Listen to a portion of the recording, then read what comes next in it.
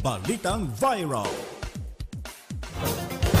Mayroon ang hawak ng mga person of interest sa mga pulis hinggil sa pagpatay sa dalawang magkasintahan na natagpo ang nakabaon sa isang quarry site sa Tarlac.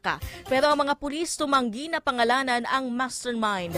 May detalye hinggil dyan si Christopher Tirambulo. Christopher.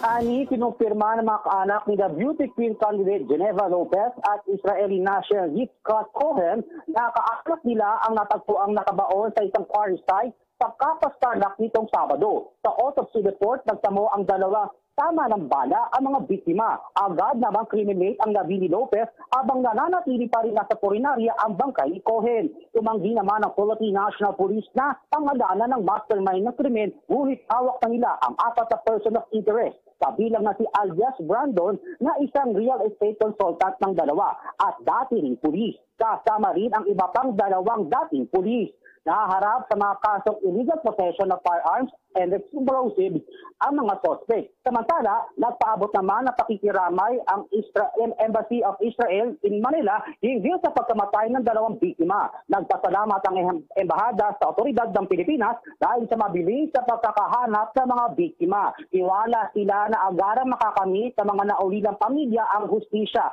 habang inaasikaso na nila na may balik sa Israel ang labi ni Cohen. Christopher Tirambulo, Newsline.